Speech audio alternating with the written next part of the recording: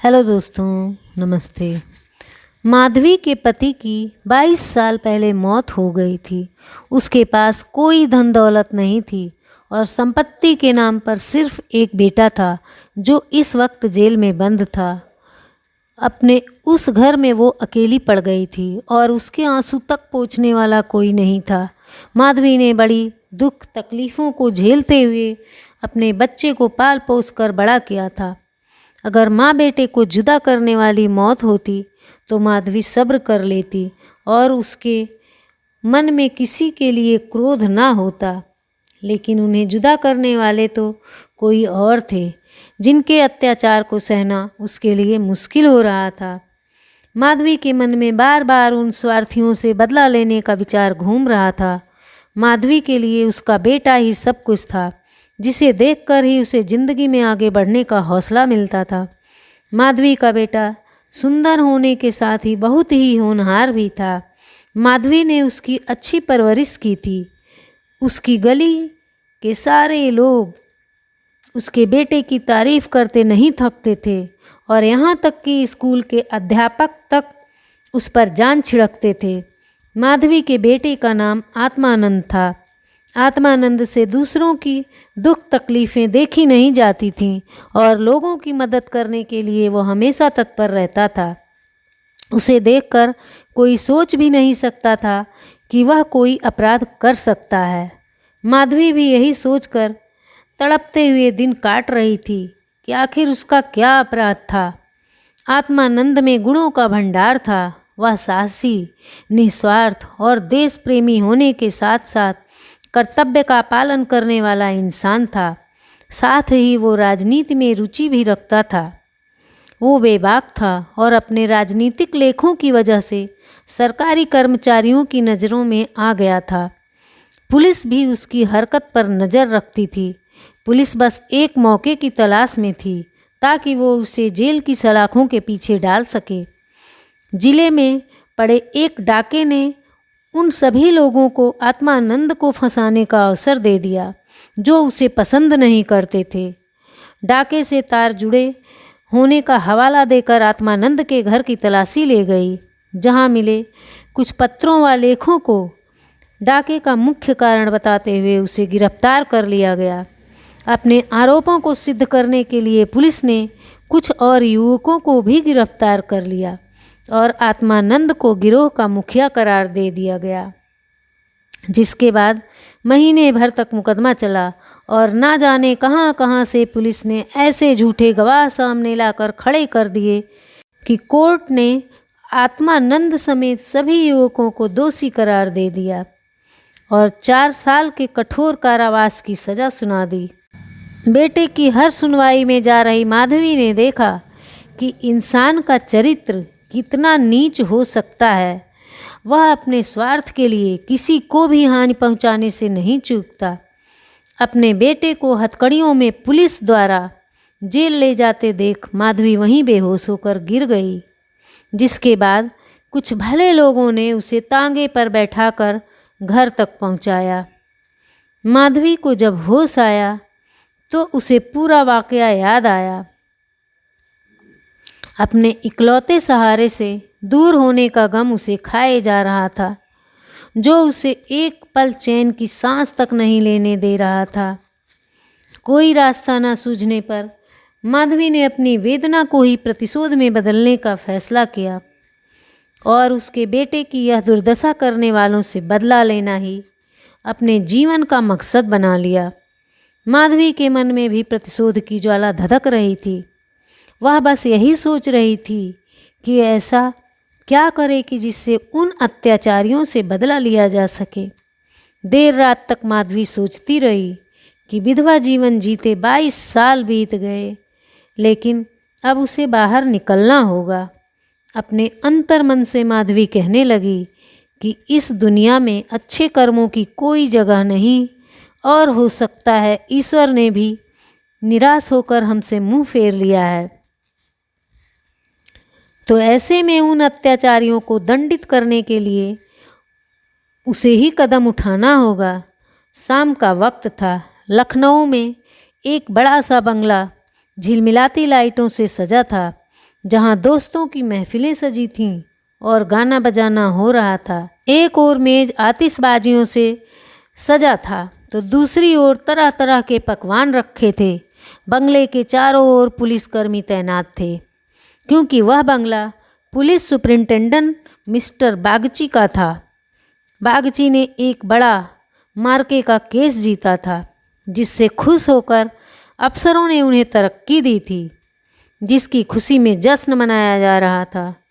मार्के का केस, जिसमें पुलिस बेगुनाह युवकों को झूठे केस में फंसाकर जेल में भर देती थी। यहाँ आए दिन उत्सव होते ही रहते थे। महफिल में रौनक बढ़ाने के लिए मुफ्त में गाने बजाने वाले, आतिशबाजियाँ और आधे दामों पर मिठाइयाँ व फल फूल उन्हें आसानी से मिल जाते थे।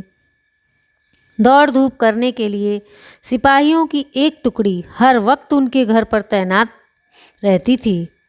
महफिल में गाने बजाने का कार्यक्रम समाप्त होने के बाद मेहमान अब भोजन करने लगे।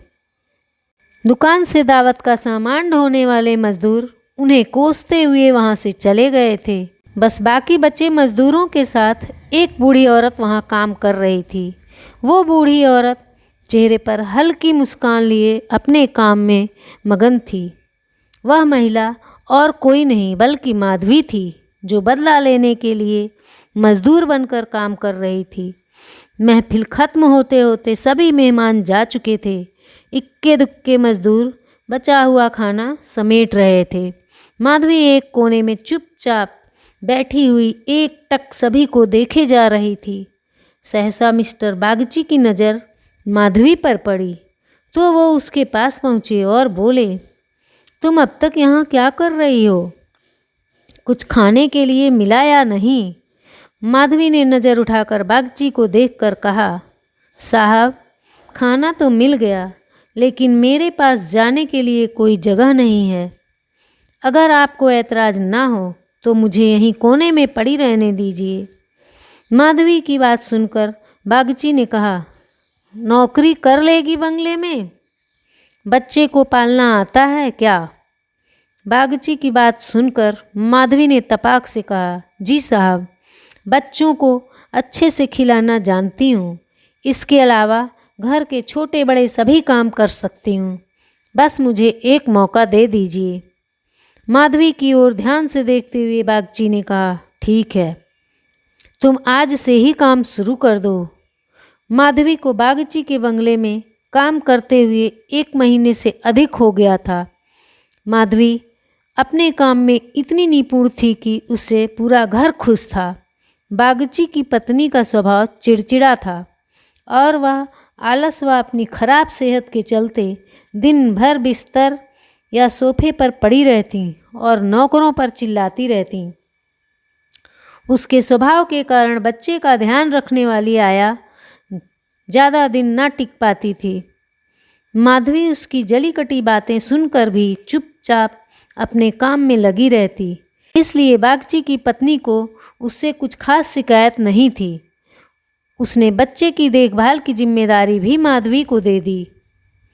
बागची और उसकी पत्नी को इससे पहले भी कई बच्चे हो चुके थे, लेकिन अज्ञात कारणों से उनका एक भी बच्चा कुछ महीनों या फिर साल भर से ज़्यादा जीवित नहीं बच पाता था। इसलिए इस बच्चे पर दोनों माँ बाप की जैसे जान बसती थी। पढ़े लिखे होने के बावजूद दोनों अपने बच्चे की सुरक्षा के लिए टोना टोटका व जंतर मंतर अपनाने से भी परहेज ना करते थे। बच्चा माधवी के पास ही ज़्यादा समय बिताता। इस वजह से वो माधवी से काफ़ी ज़्यादा घुल मिल गया था। अगर माधवी कुछ देर के लिए भी उसकी नज़रों से दूर हो जाती तो बच्चा ज़ोर ज़ोर से रोने लगता। बच्चा माधवी को ही अपनी माँ समझता और वह साथ खेलती तो खेलता, वह दूध पिलाती तो पीता और सुलाती तो ही उसे नींद आती। अपने पिता को तो बच्चा जैसे कोई अजनबी समझता और माँ उस पर ध्यान नहीं देती थी। माधवी को लगा कि बड़े घर में काम करने से तनख्वाह अच्छी खासी मिल जाएगी, जिससे महीने का खर्च पूरा हो जाएगा, लेकिन यहाँ तो नौकरों से हर एक पैसे का हिसाब लिया जाता। एक दिन बच्चे को गोद में उठाए माधवी ने मालकिन से कहा कि बच्चे के लिए कोई खिलौना गाड़ी मंगवा देती तो अच्छा होता। माधवी की बात सुनकर मिसेज बागची कुंठित स्वर में कहा, कहाँ से मंगवाऊँ इसके लिए खिलौना गाड़ी? हाथ में रुपए भी तो होने चाहिए। इसका खिलौना 10-20 रुपए में आएगा और इतने रुपए कहाँ हैं हमारे पास। माधवी ने मिसेज बागची की ओर गौर से देखते हुए कहा, मालकिन खिलौना ही तो है। माधवी की बात सुनकर मिसेज बागची ने कहा, अब तुमसे क्या छुपाना। दरअसल तुम्हारे मालिक की पहली पत्नी से 5 बेटियां हैं जो इलाहाबाद के एक स्कूल में पढ़ रही हैं। 5 कुंवारी हैं और उनकी पढ़ाई लिखाई और दूसरे खर्चों में इनका आधा वेतन चला जाता है। ऊपर से लड़कियों की शादी करने के लिए कम से कम 25,000 रुपये लगेंगे। अब कहाँ से लाएं इतने पैसे? मिसेज बागची की बातें सुनकर माधवी बोल पड़ी, मालिक को घूस भी तो मिलती होगी ना। माधवी यह कहकर चुप हो गई। मिसेज बागची ने गहरी सांस भरते हुए कहा, ऐसी कमाई में बिल्कुल बरकत नहीं होती। काली कमाई का पैसा एक हाथ आता है तो दूसरे हाथ जाता है। जैसे जैसे दिन बीतते जा रहे थे, माधवी के मन में उस बच्चे के लिए स्नेह और भी बढ़ता जा रहा था। कभी कभी बदला लेने की बात याद आती तो वह क्रोध से भर जाती और फिर बच्चे को देखकर शांत हो जाती। वहाँ रहते हुए माधवी मिस्टर बागची के परिवार की स्थिति से वाकिफ हो गई थी। कई बार तो वह अपना दर्द भूलकर उनके परिवार के लिए चिंतित हो जाती और उसका मन दया से भर जाता। माधवी सोचती रहती, मालिक आखिर 5 बेटियों की शादी कैसे करेंगे? ऊपर से पत्नी बीमार रहती हैं और बच्चा छोटा है। जरूर उनके परिवार पर अभिशाप है, वरना इतना सब होने के बावजूद कौन दुखी रहता है। कमज़ोर बच्चों के लिए बरसात तो बीमारियां लेकर आती है। बरसात में उन्हें अक्सर खांसी, जुखाम और बुखार घेर लेता है। ऐसे ही बरसात में माधवी एक दिन किसी काम से अपने घर चली गई। पीछे से बच्चे ने रो रो कर पूरा घर सिर पर उठा लिया। कुछ देर गोद में उठाने के बाद मिसेज बागची ने एक नौकर को उसे टहलाने के लिए सौंप दिया। कुछ देर आंगन में घुमाने के बाद नौकर ने बच्चे को हरी घास पर बैठा दिया। बारिश के पानी से ज़मीन गीली थी और बच्चा ऐसे ही कई घंटों तक पानी में खेलता रहा। वह नौकर दूसरे नौकरों के साथ गप्पे हाँकने में मस्त हो गया। काफ़ी देर बाद जब नौकर को ध्यान आया तो वह बच्चे को फटाफट भीतर ले गया और उसके कपड़े बदलवाए। शाम होते ही जुखाम से बच्चे की नाक बहने लगी और खांसी से गले की आवाज़ आने लगी। देर शाम जब माधवी बंगले में पहुंची तो बच्चे की हालत देखकर उसका कलेजा फटने लगा। वह बच्चे को लेकर तुरंत मालकिन के पास पहुंची और कहा, देखो जरा बच्चे का क्या हाल हो गया है, कहीं इसे सर्दी तो नहीं लग गई। बच्चे की हालत देखकर मालकिन भी हक्की बक्की रह गईं, क्योंकि वह ऐसा मंजर पहले भी देख चुकी थीं। मिसेज बागची ने तुरंत नौकरों से अलाव जलाने को कहा। मिसेज बागची और माधवी दोनों पूरी रात बच्चे को ठीक करने में जुटे रहे। दोनों की आंखों से नींद जैसे कोसों दूर थी। ऐसे में सवेरा कब हो गया दोनों को पता भी ना चला। मिस्टर बागची को जैसे ही बच्चे की बीमार होने की खबर मिली, वह डॉक्टर को लेकर सीधा घर पहुँचे। 3 दिन में बच्चे की हालत में सुधार आने लगा, लेकिन वह काफ़ी कमज़ोर हो गया था। बच्चे का ख्याल रखने में माधवी ने दिन रात एक कर दिया। यह वही माधवी थी जो परिवार का सर्वनाश करने का संकल्प लिए उस घर में आई थी और आज उसी घर के चिराग की सलामती के लिए दिन में हजारों बार ईश्वर से दुआएं मांग रही थी। शायद माधवी के दुआओं का ही असर था कि बच्चे की सेहत में धीरे धीरे सुधार होने लगा। एक सुबह मिस्टर बागची बच्चे के झूले के पास बैठे हुए थे और मालकिन सिर दर्द के कारण चारपाई पर पसरी हुई थी। माधवी पास में ही बैठे बच्चे के लिए दूध गर्म कर रही थी। माधवी की ओर देखते हुए मिस्टर बागची ने कहा, हम जब तक जिएंगे तुम्हारे एहसान के तले दबे रहेंगे। यह तुम ही हो जो बच्चे को मौत के मुंह से खींच लाई, वरना हम तो उम्मीद ही हारने लगे थे। इतने में मिसेज बागची भी उठकर पास आ पहुंची और माधवी से कहा, तुम एक देवी बनकर हमारे जीवन के कष्ट हरने के लिए आई हो। आज अगर तुम ना होती तो पता नहीं क्या अनर्थ हो जाता। मेरी तुमसे एक विनती है, वैसे तो जीना मरना सब ऊपर वाले के हाथ में है, लेकिन तुम्हारे हाथ में जरूर संजीवनी है। मेरी तो किस्मत ही अभागी है, पर हो सकता है तुम्हारे पुण्यों से मेरे बच्चे की जान बच जाए। माधवी चुपचाप मिसेज बागची की बातें सुन रही थी। मिसेज बागची रुआसी आवाज़ में कहने लगी, सच कहती हूँ, अब तो बच्चे को गोद में उठाने तक से मुझे डर लगता है। तुम इसे आज से ही अपना बच्चा समझो और इसकी माँ बन जाओ। इसे भी तुमसे बहुत लगाव है। तुम इसे अपने साथ अपने घर ले जाओ और वहीं इसकी परवरिश करो। जब तक यह तुम्हारी गोद में रहेगा हमें चिंता ना होगी। मिसेज बागची की बात सुनकर माधवी ने कहा, मालकिन क्यों ऐसे बुरे विचार मन में ला रही हो? बच्चे की हालत में सुधार हो रहा है। देखना, भगवान की इच्छा से सब कुशल मंगल होगा। इतने में मिस्टर बागची बोल पड़े, नहीं बूढ़ी माँ, मेरा दिमाग भले ही इन बातों को ढकोसला करार देता हो, लेकिन मन का एक कोना इस पर विश्वास करना चाहता है। मेरी अपनी माँ ने मुझे पैदा होते ही एक धोबिन को बेच दिया था, क्योंकि मुझसे पहले मेरे 3 बड़े भाइयों की मौत हो चुकी थी। इसलिए मेरी जान बचाने के लिए उन्हें जो उचित लगा उन्होंने किया। अब बारी हमारी है और हमसे जो बन पड़ेगा हम करेंगे। तुम इसे आज से अपना ही बेटा मानो और इसे अपने साथ ले जाओ।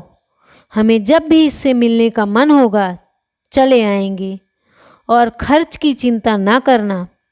इसकी पूरी परवरिश का खर्चा हम समय समय पर तुम्हें भेजते रहेंगे। मिस्टर बागची ने कहा, मैं जिस पेशे में हूँ, ना चाहते हुए भी कई कुकर्म करने पड़ते हैं। झूठी शहादतें बनाकर निर्दोषों को फंसाना पड़ता है। उनकी और उनके परिवार की ना जाने कितनी बद्दुआएं मेरे सिर पर हैं।